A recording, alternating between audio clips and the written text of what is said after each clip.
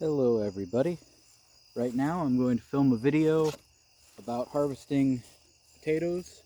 This time, if I remember correctly, these are also the Ozette I showed earlier in the year, but these didn't die off quite so early, so they should be doing much better. They should have much bigger potatoes. So let's see just how did the Ozette potatoes fare in the root stout method of growing. So all I did is at the start of the year I threw potatoes on the grass. No tilling, no digging, no extra work. I just threw them on the floor out in nature and then covered them in wood chips. I have tons and tons of wood chips from Chip Drop. And oh, there's the first one. Yeah, it's got some discoloration.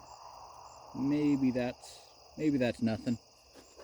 But yeah, root stout method, which basically is just the laziest method you could imagine for growing potatoes.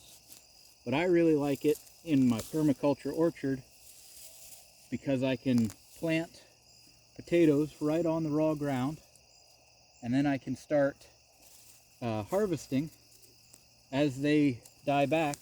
And as I harvest, I spread the mulch out more. I expand the ring that I had already established. It aerates the soil a bit and gives the soil a little bit of a boost in health. And I'll put more chips down after.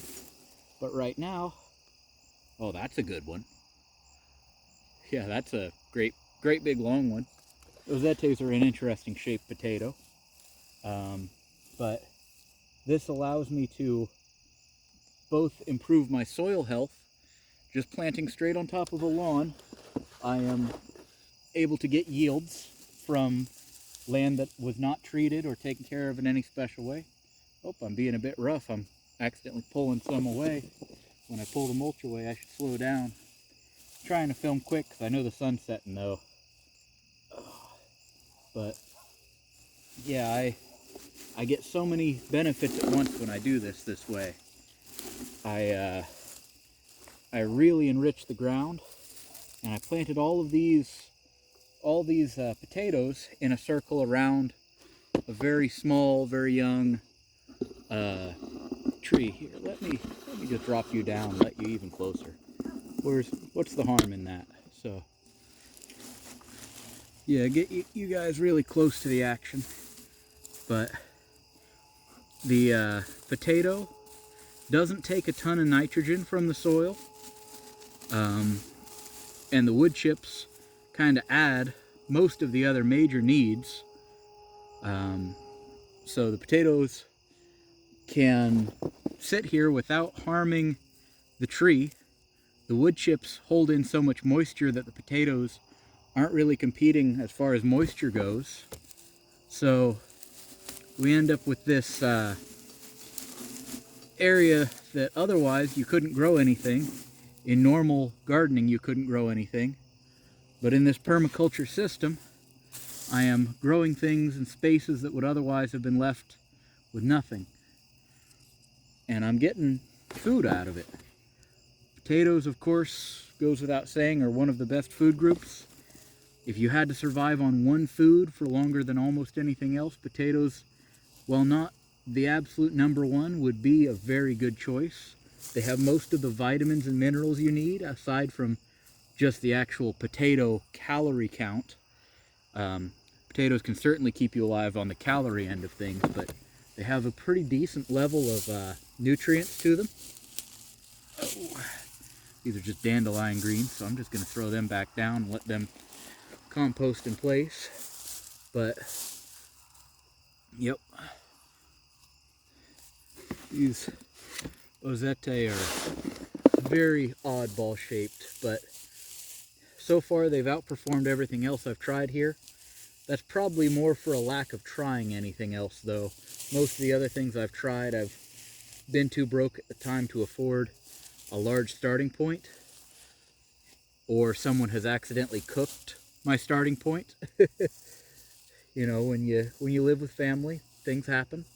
Can't hold it against anyone. I bought potatoes, they thought they were food, they got eaten. Oh well. But the Ozettes were such an unusual shape that no one accidentally ate them when I said I'm saving my entire first crop for next year's planting.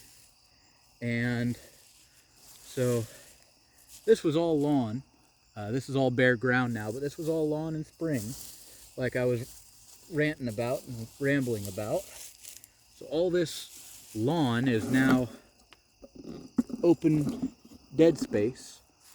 This is a potato stem, is why I repositioned you. I can scoop myself in a circle around this ring of mulch and just keep digging. But I've killed off a huge majority of the weeds already, except for some couple of dandelions made it through, things like that. But I actually don't try to kill off all the dandelions. They give the bees a reason to be here in early spring, right when most of the fruit trees start to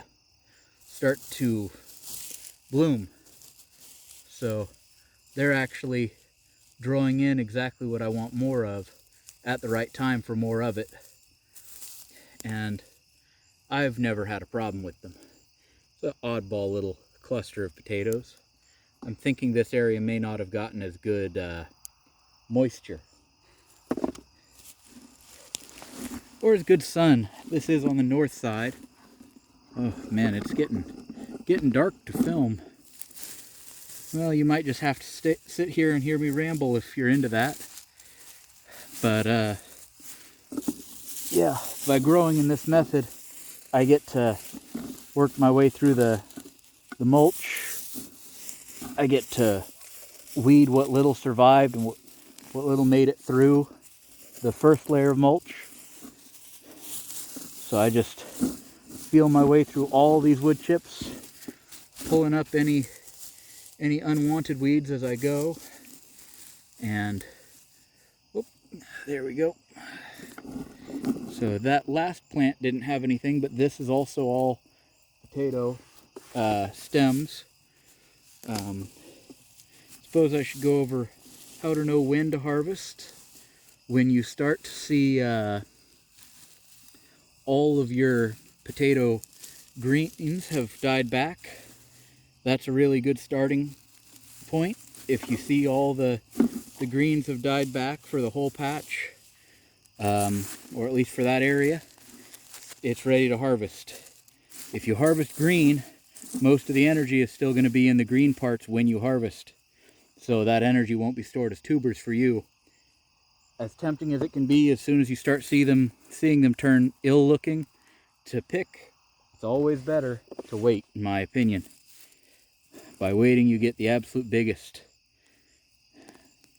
There's two more little ones. Yep, bit by bit. All right, yep.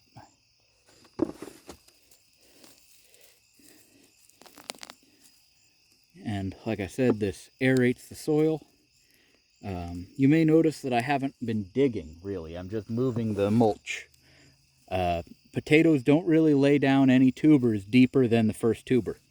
So because I only laid them on the surface of the soil when I started, they didn't go any deeper than that. So because there's none hiding out for me nice and deep down in there, I don't have to break out the shovel and the tools and disturb the tree's roots. I can harvest this with my bare hands without disturbing any of the other plants around it unless I want to. You know, like I said, I am pulling up weeds intentionally, but I don't actually have to do anything more than I am. Huh. That's something I've never quite seen before. There's something glowing under there. I don't know if it's bioluminescent animal or bioluminescent fungus. I've never seen that before. I'm getting out a flashlight. Oh, that, to my knowledge, is a type of lightning bug larva. It's right there. It's kind of reddish. When I cover this, there's a faint glowing light on the end of its tail. So I'm going to very carefully and gently try to remove it, if I can. Okay, I've got it moved to over here. Yep. There we go. Lightning bug larva. Some varieties, the females stay larvae their whole life. So I got that moved to a safe spot where I won't have to dig again. Oh, I wish this tripod could just hold that light right there, don't you? Oh well. So, push through this area. Goes without saying, these wood chips are also a very nice addition to the biological health of the soil of this area. You know, the soil life here is going to be much better. Oh, in the dark I just pulled up something I thought was grass. It was a walking onion. It's not the only walking onion I have here though, so it's all right. Okay, and there's another potato plant right about there. So we're going to go around and pick it next. Oh. Let's see if I can finagle this hat clip in place. No, it's too loose. I damaged my flashlight and now the hat clip is not quite functional anymore.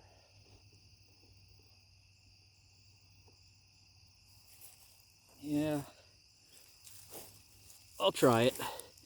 Give you guys at least some light, but yep. Dang. Nope. I'm doing very little to help you guys here, so I'll cut the video here shortly, but here's an asparagus, so I'm going to have to be mindful not to tear up the asparagus, but I'll pull all the mulch over and around it. So, alright, I'll see you all in the next video. Thank you for joining me. Before I cut away, there's the potatoes I've gotten so far from about 3 plants. Alright, goodbye everybody. Thank you for watching, and I'll see you in the next video. Goodbye.